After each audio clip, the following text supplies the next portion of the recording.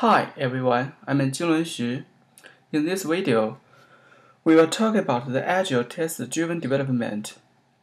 There were several groups mentioned something about TDD in their lectures. Today we will introduce Agile TDD in detail.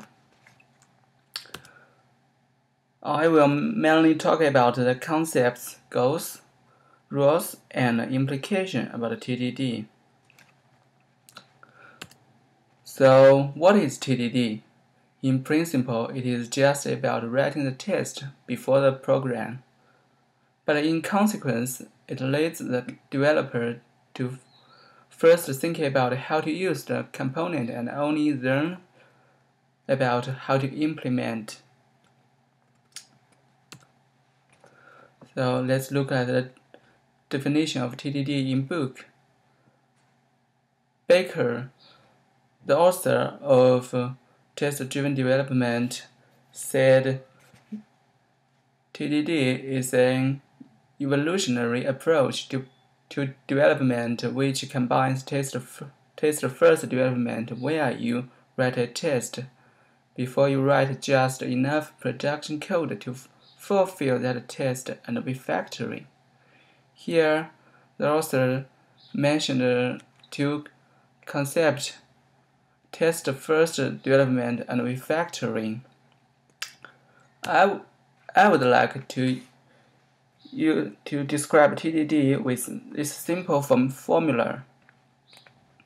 TDD equal to refactoring plus TFD. So refactoring is the process of restructuring existing compute code, changing the factoring without changing its external behavior. So let's look at the steps of TFD. TFD, test first development. The first step is to quick add a test, basically just enough code to fail.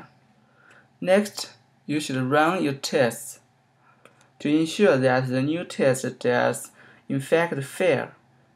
You then make a little change and update your functional code to make it pass the new test. The fourth step is to run your tests again. If they fail, you need to update your functional code and retest. Once the test passes, the next step is to start over. You may first need to refactor any duplication out of your design as needed, turning TFD into TDD. So TDD completely turns traditional development around. When you first go to implement a new feature, the first question that you ask is whether the existing design is the best design possible that enables you to implement that functionality.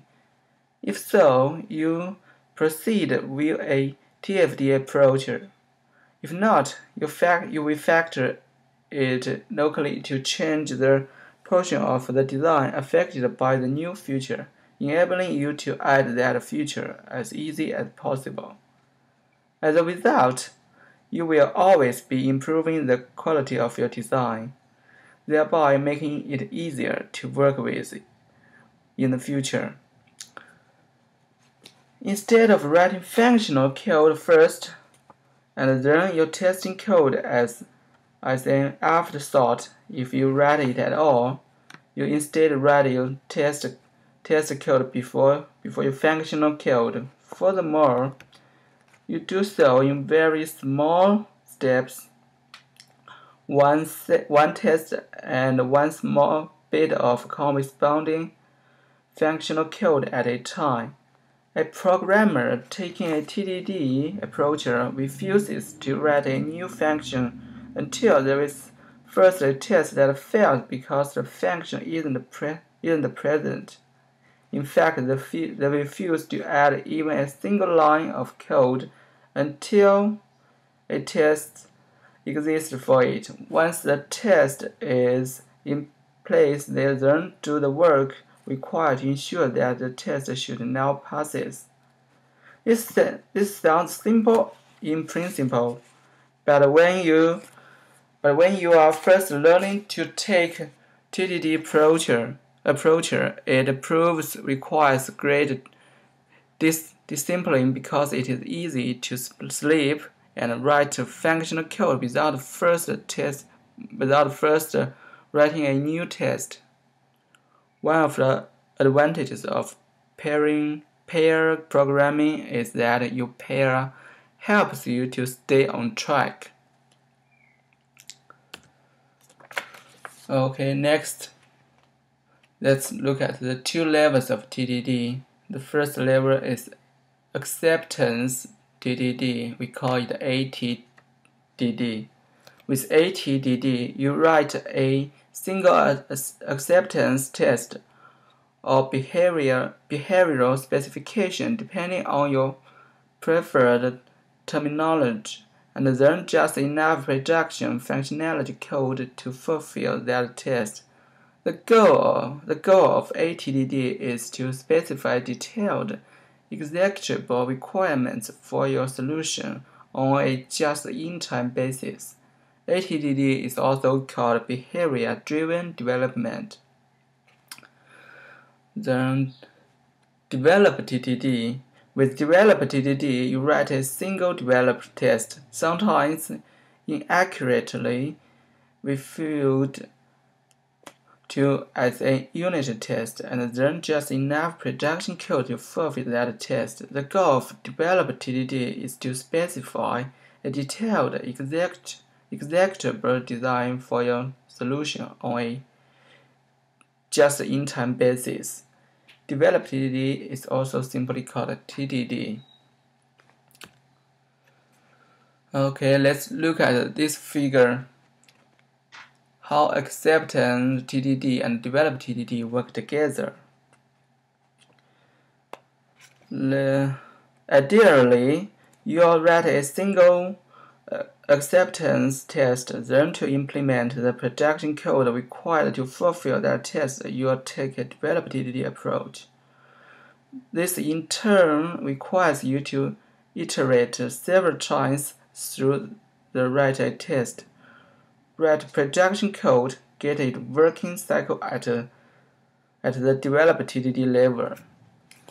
Note that this figure assumes that you are doing both, although it is possible to do either one without the other. In fact, some teams do develop TDD without doing ATDD, although if you are doing ATDD, then it's pretty much certain you are also doing develop TDD.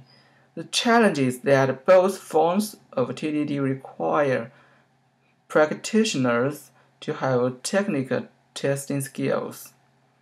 These skills that many requirement professionals often don't have. And next, what is the primary goal of TDD? One view is that the goal of TDD is a specification and not a validation. In other words, it's one way to think through your requirements or design before you write your functional code, implying that TDD is both an important agile requirement and agile design technique. Another view is that TDD is a programming technique. As many people like to say, the goal of TDD is to write clean code that works. I think that there is a merit in both arguments, although I lean to the specification view. Okay, let's look at the two simple rules for TDD. The first rule is you should write new business code only when an automated test has failed. Second, you should eliminate any duplication that you found. Baker, the author, In that book, it explains how these two simple rules generate complex individual and group behavior. You develop original organically with the running code, providing feedback between decisions. You write your own tests because you can't wait 20 times per day for someone else to write them for you. Your development environment must provide rapid response to small changes. Your designs must consist of highly cohesive, loosely coupled components to make testing easier. For developers, the implication of TDD is that they need to learn how to write effective unit tests. Here are Beck's experience about good unit test.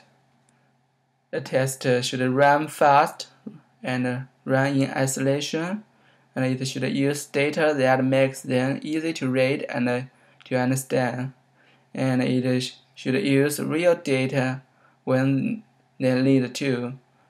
And at last, it should represent one step towards your overall goal. Okay, that's my part.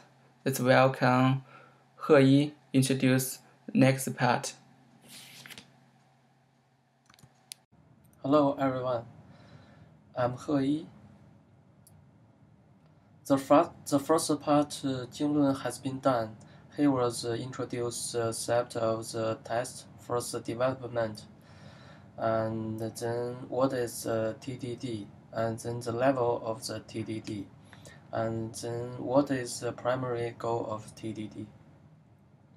The second part, I want to introduce it from 2 points.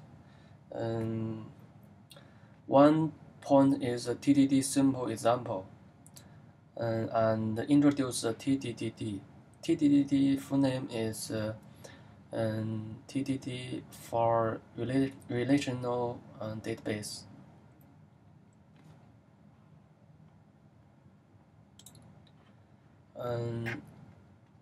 What is a TDD? What is a TDD? In my opinion, TDD means that methods of the development of design. Some people think it is a software development process that relies on the repeating of a very short development cycle.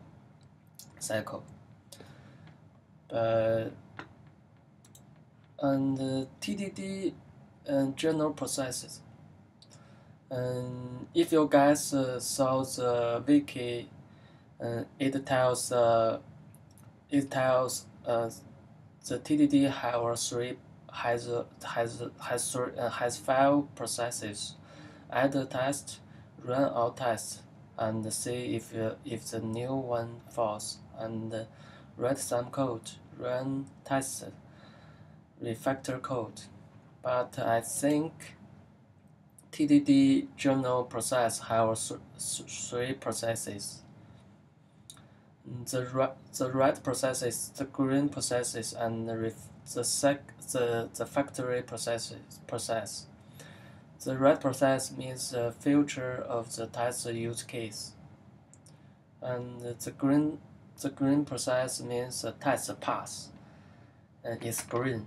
Color is green, and the third part is the change structure of the code. And let me give you an example for understand the TDD.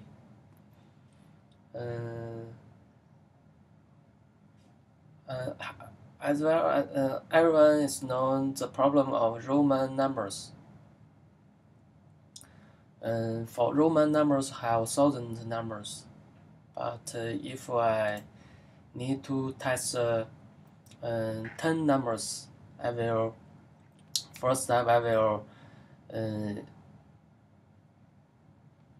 create the function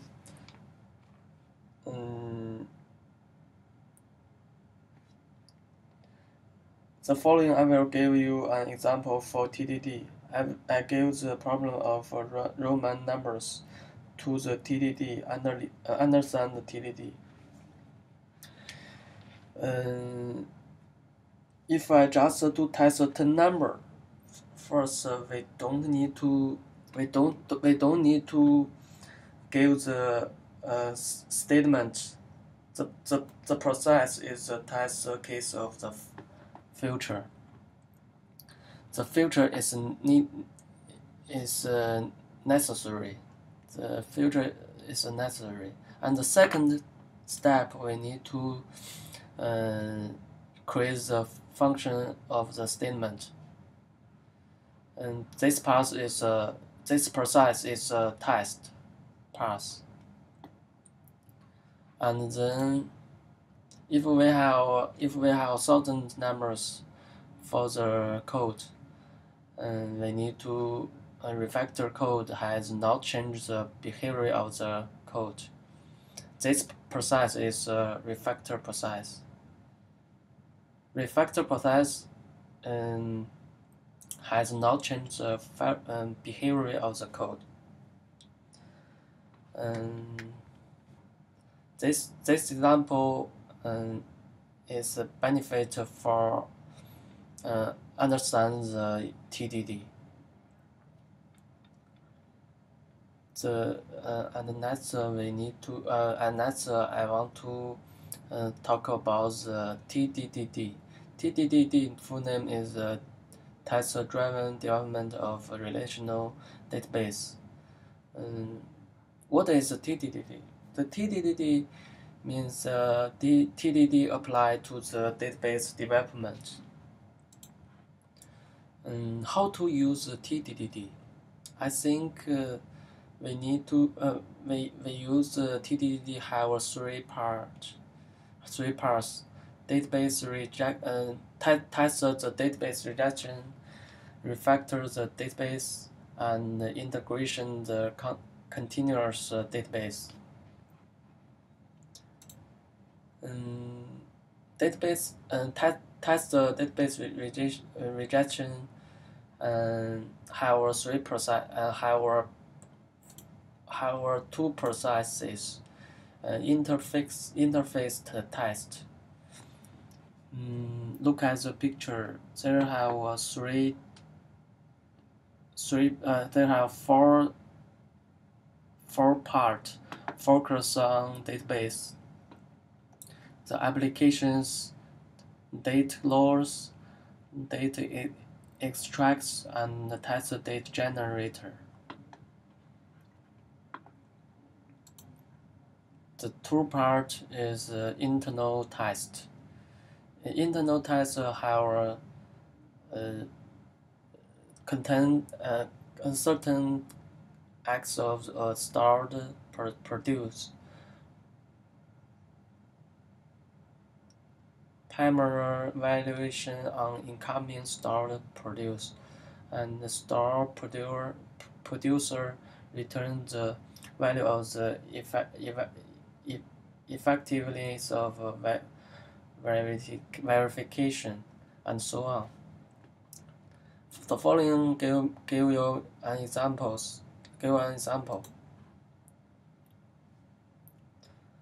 This example shows how to do rejection testing database. First, we need to obtain the account information from the database, and then save account information to the database. This is for function for the example.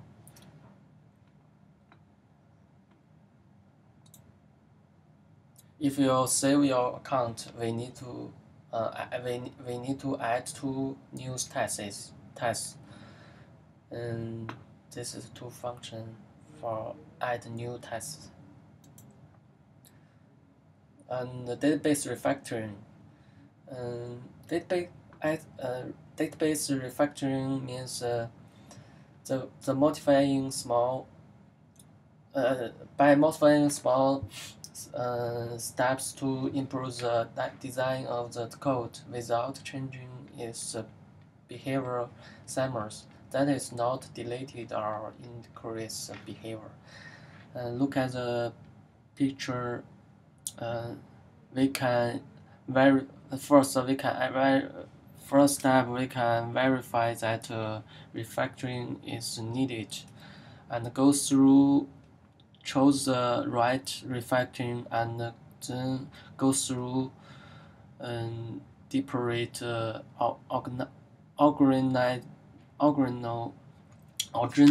original schema and so on. The construction process is this diagram uses UML activity diagram describes the overall flow of database refactoring. The refactor step for relational database have three steps.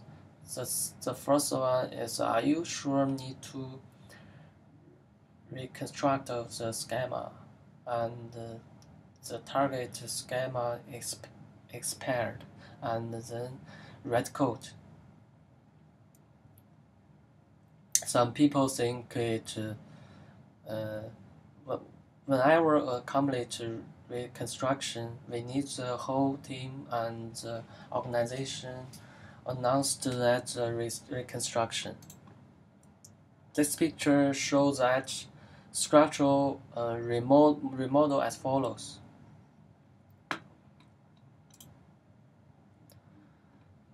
Continuous database integration. Continuous database integration means the database means that the team member will each continue to modify the database integration, and the database integration including modifying the structural, functional database properties, but also includes the associated system and regression testing automated build scripts. For continuous data integration, there are several good best practice. All this is an example for good best practice, like build process automation or work products for version control. And each developer has its own copy of the database and auto-date database creation and so on. So why use the TDD? All the advantages of TDD are applicable to TDD. There are 5 benefits for TDD use TDD for relational database. The first is all the advantages of TDD are applicable to TDD, and maintain a high quality throughout the life cycle of the system design through refactoring, rejection testing so you can find defect early. TDD promoted you can always get a new executable system rather than the traditional design document. TDD database development efforts can be effectively integrated into the overall system development. So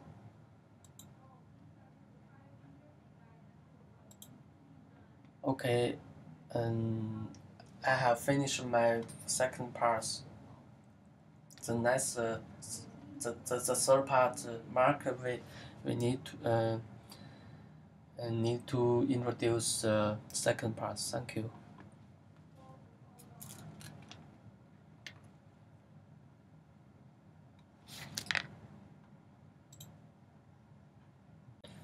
The next Mark will be introduce the third part. Thank you.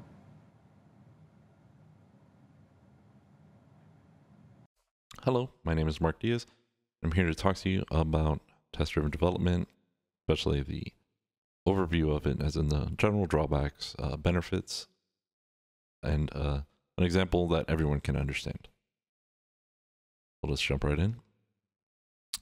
Drawbacks of TDD. A lot of people aren't for TDD. They list, some developers say they're not testers.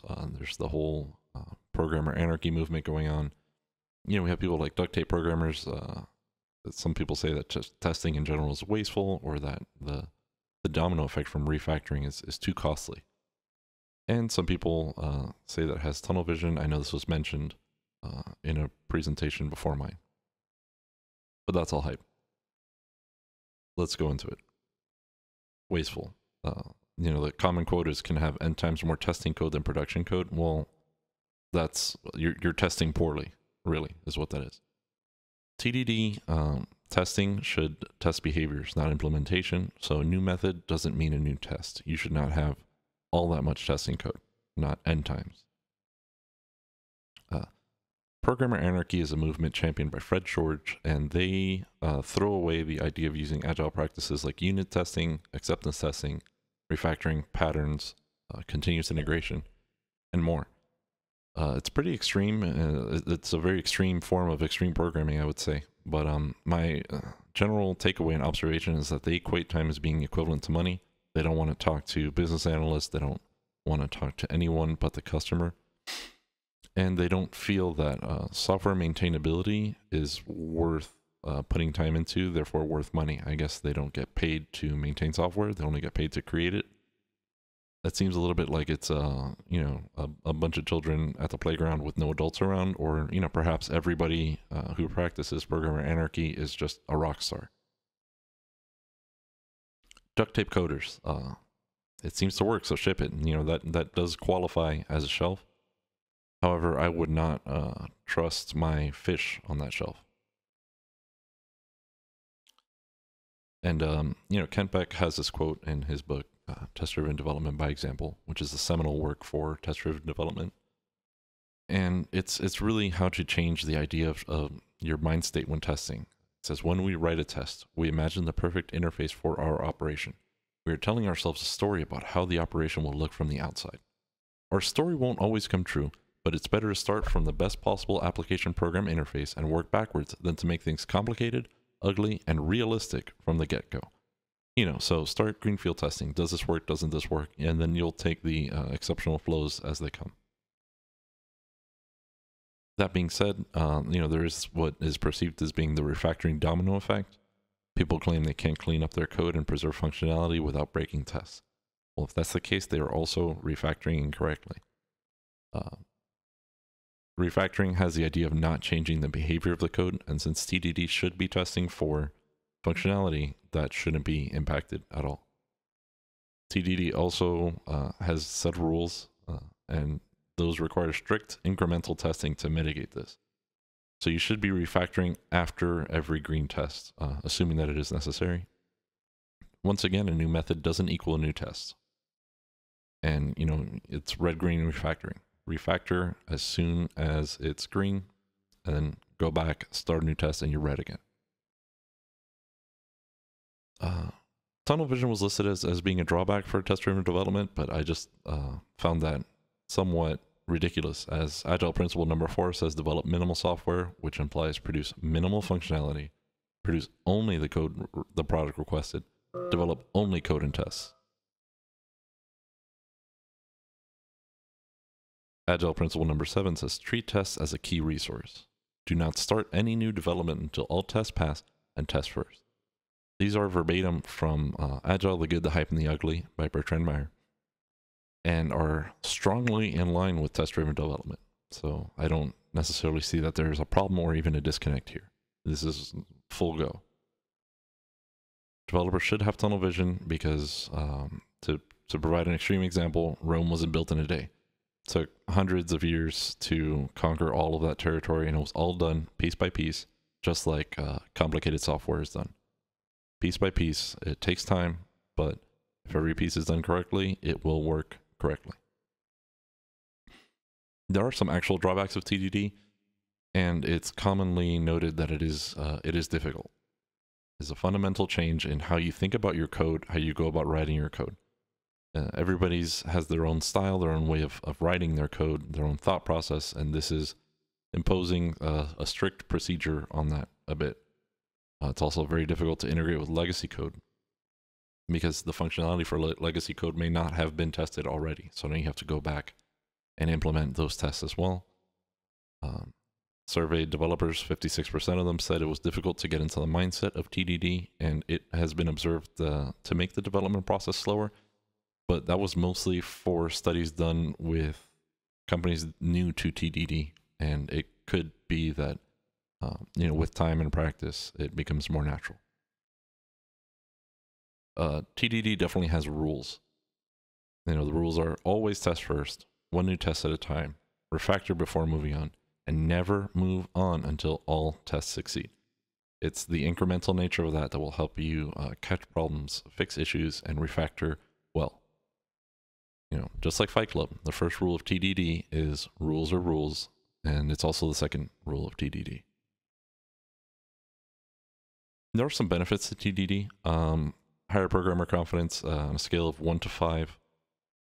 The control group rated their confidence in their code at 2.5, whereas the test first group rated it at 4.75. Out of surveyed developers, 92% believe that TDD created higher quality code. 79% thought it promoted simpler design. 71% thought it was noticeably effective. There was an observed defect rate that was 50% lower than the control group, and there is a reduction of cyclomatic complexity because the code developed should be simpler and more direct. But then there are 3 kinds of lies. There are lies, damned lies, and statistics. That previous slide was purely statistics, and you can spin those however you like. The survey devs were not the devs on your team.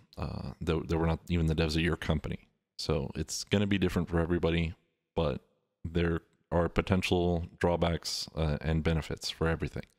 So, a legitimate benefit of TDD is that there is focused development. It's like Comment First, which Dr. Sajati mentioned. It's just more formalized. You have, tests that pass and tests that fail. And then there's minimal waste product if you do it right. You won't have pointless tests. You won't have pointless classes, pointless methods. You're also able to keep your privates private. The tests are centered on behaviors that the user will see or interact with, as opposed to the return value of each method. So you don't have to test your private methods directly. There have been blog posts and developers who say that there should be no private methods at all ever, because private isn't really private, and one of their rationalizations is that if somebody wants to access your private method, they can hack your program and do it anyway. But that's not necessarily valid, because it's about compartmentalization and information hiding. In a greenfield case, you don't have to assume that everybody's going to hack every program.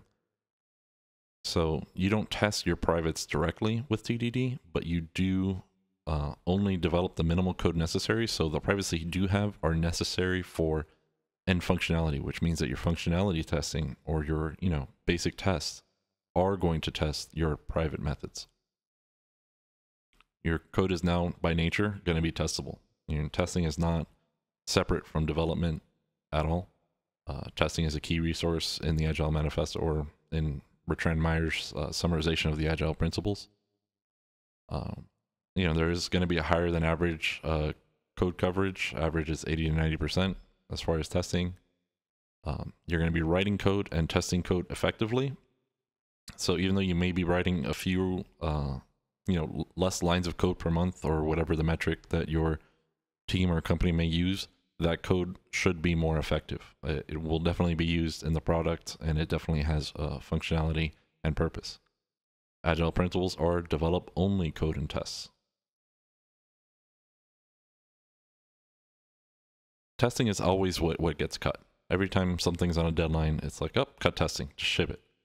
But through TDD, you by nature cannot time box testing at the end of the iteration.